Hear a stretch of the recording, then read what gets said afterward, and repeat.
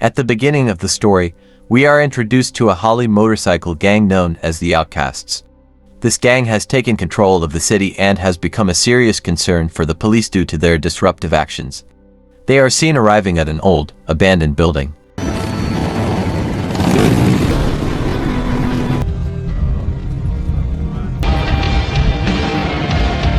The gang is led by Denny, who runs an illegal business producing and distributing drugs. He is assisted by his son, Jojo. One of his most trusted members is Dalton, who is often assigned the toughest jobs. However, Dalton's identity is false. He is actually an undercover agent named Phil Broker. That night, Broker called in a special forces unit to raid Denny and his group. Denny and his crew were caught off guard, shocked that their secret location had been compromised. A fierce shootout broke out between Denny's team and the special forces. They're in.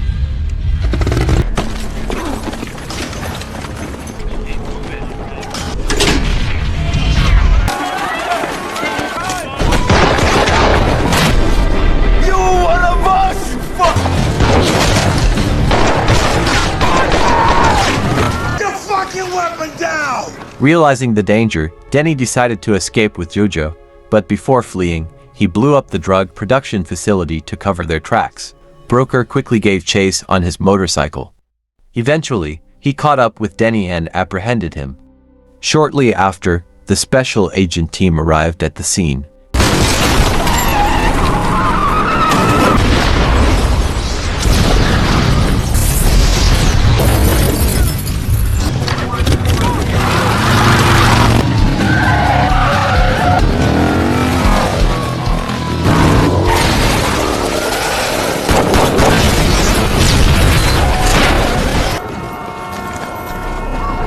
In the chaos, Jojo resisted arrest and was fatally shot.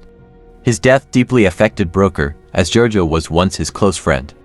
The traumatic event led Broker to resign from his position in the intelligence world.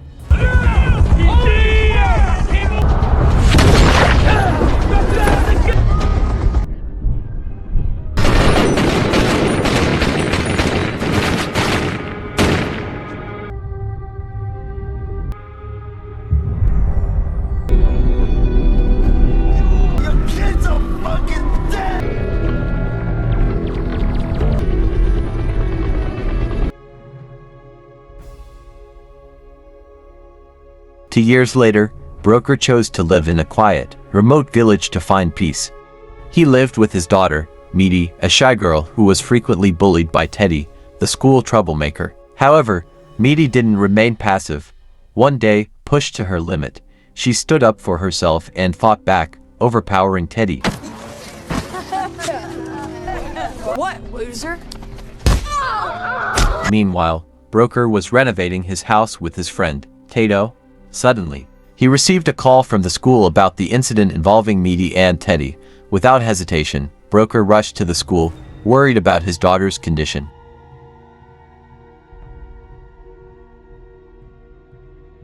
Upon arrival, he was met with anger from Kai, Teddy's mother. Thankfully, the tension eased when Kei's husband stepped in to calm her down. Why the hell should I stay calm? Who's that? You know him? Huh? Leave the building. Huh? Hey, what? You want to say something? You want to say something? Meaty's teacher, Susan, explained that Kai was known to have a bad temper and often lost control. To prevent further issues, the school decided to cooperate with Sheriff Kate. Susan then took Broker to the staff room to discuss the incident. Meaty insisted that she was only defending herself, and Broker agreed with her. He also mentioned that Meaty's mother had passed away the previous year, so it was understandable that her emotions were still unstable. Susan decided to put an end to the matter. Maddie's mother grew up around there, so it's been hard on her. Anything else?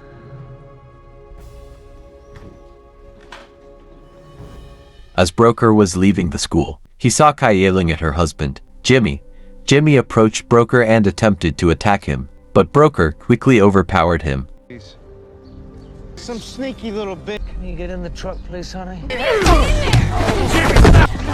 damn it, what are you doing? Sheriff Kate intervened and broke up the confrontation. Kei's hatred for Broker grew, and she became angry at Jimmy for being a coward. She then decided to report the situation to her brother, Gator, a dangerous drug lord, known for ruthlessly protecting his business from anyone who interfered. How old are you? Me? They ain't coming. Get the fuck out of here. Kai was seen waiting for her brother, Gator. Without any pleasantries, she asked for his help in teaching Broker a lesson and also requested free drugs. This revealed the reason for Key's erratic anger. She was addicted to drugs. I need a little something. Want me to pay? The next day, Broker took Meaty to school and spoke to Susan. He asked for Susan's help in supporting Meaty, especially since Meaty needed a maternal figure. Susan agreed to help and reminded Broker to be cautious of those who might wish him harm. Working things out. Let people talk.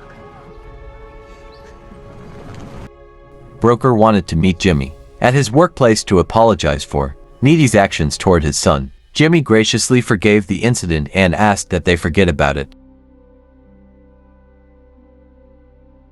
Broker stopped at a gas station, where he was confronted by a group of thugs trying to provoke him. At first, he tried to control his anger, but eventually, he had no choice but to fight back. Despite being outnumbered, Broker emerged victorious. Hey, neighbor, how you doing? Can I help you all out here? No. I wasn't done yet.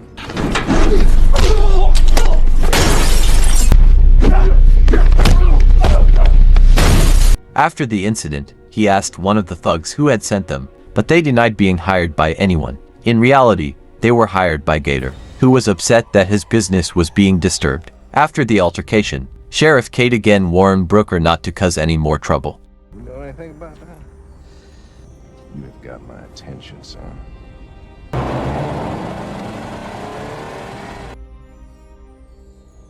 Gator then punctured Broker's car tires and tried to sneak into his house. He was shocked to discover that Broker was a former, well-known secret agent.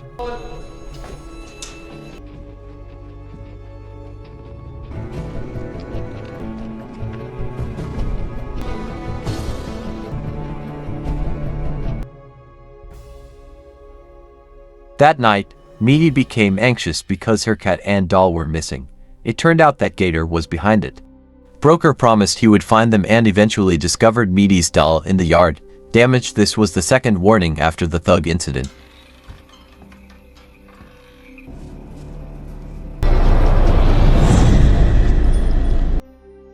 Gator then called a woman named Cheryl, a fellow drug dealer with connections to the Outcast gang.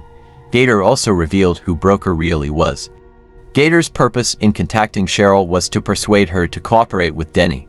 He knew that Denny wanted revenge on Broker, so Gator convinced Cheryl to negotiate with Denny's group. If their cooperation succeeded, their business could expand. Cheryl agreed to Gator's plan. I hear Danny T's still pretty fucked up about it. Straight. That night, Gator handed important documents to Denny's lawyer. Shortly afterward, the lawyer visited Denny in prison and showed him a photo of Broker. Denny became furious, feeling betrayed. Gift, she says. Tell me, you know what this motherfucker is. Meanwhile, Broker informed Meaty that he would be organizing a birthday party for her. Together with Susan, he had planned everything to make Meaty happy again. Susan gradually took on the role of a mother figure for Meaty. Elsewhere, Cheryl waited for Denny's messenger. She was scared because it was Cyrus, a member of Outcasts known for his brutality. Cyrus immediately asked for Broker's whereabouts, but Cheryl refused to tell him until a business agreement was made. However, Cyrus didn't care about Cheryl's business. He only wanted to find Broker to get revenge for Denny. Do we have a deal? Where's the narc? Before I drill your fucking skull into this table and then into the floor, you understand? In the afternoon, Meaty's birthday party was a grand success. Meaty looked happy as her friends and teachers attended.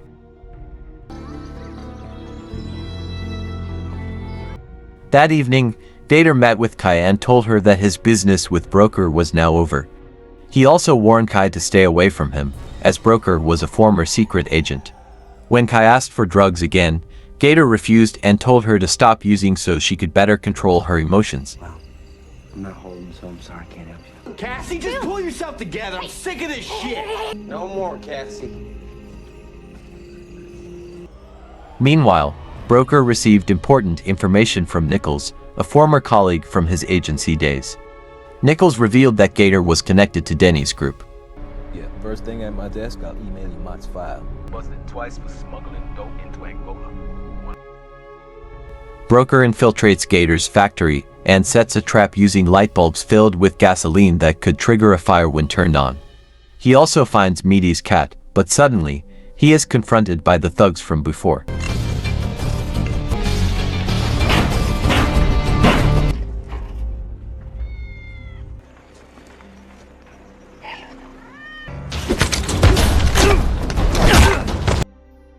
He fights them off, but he becomes distracted and is struck with a crowbar, then tortured by having his head submerged in water.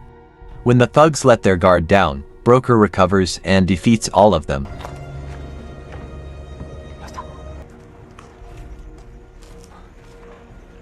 Hey, Broker. You hear me? You hear me now? You must be pissed at you two. What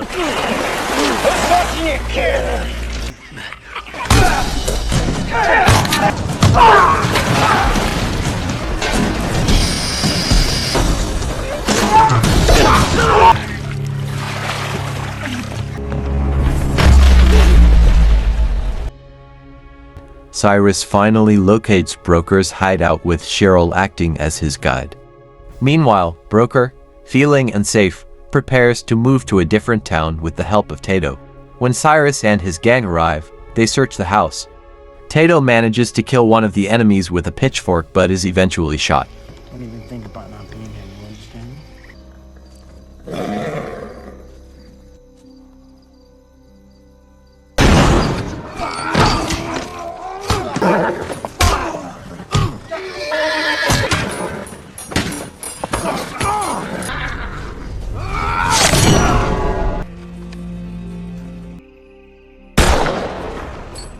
He signals Broker, who quickly hides Meaty and tells her to call the police.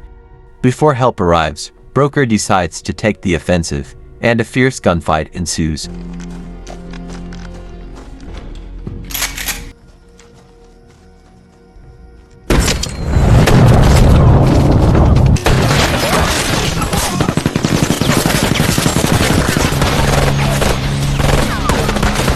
Meaty, who manages to escape, unexpectedly encounters Cheryl.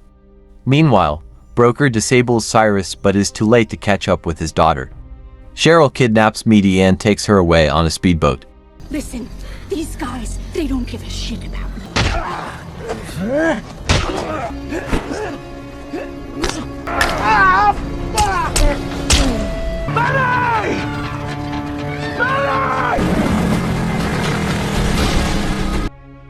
Sharif, Kate and her team arrive but are too late. Tato is rescued by medical personnel, and suddenly Meaty calls to inform Broker of her location. He immediately heads there. Cheryl brings Meaty to Gator's factory, which causes an argument since Cheryl only wants to use Meaty as bait. Kai and Jimmy arrive, suspicious of Gator. Kai no longer has issues with Broker's family and intends to help. However, when she turns on the lights, Broker's trap explodes, setting the factory on fire. Go home, okay? Jimmy? Cass, come. Cass?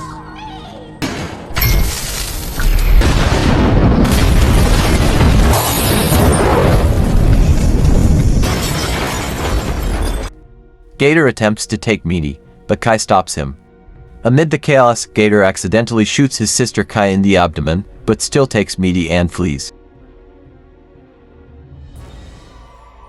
During the chase, Broker's car flips over on a bridge, and Gator tries to finish him off. However, Broker recovers and severely beats Gator. He almost kills him but chooses to hand him over to the police for Meaty's sake.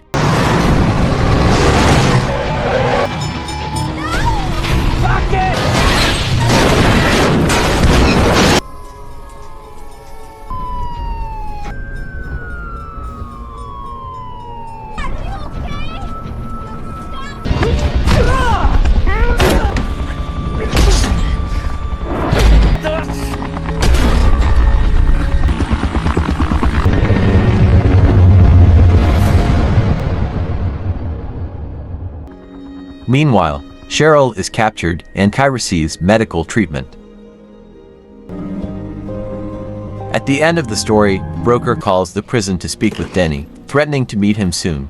Denny is shown to be terrified. I'll be waiting. See you on the outside, Danny.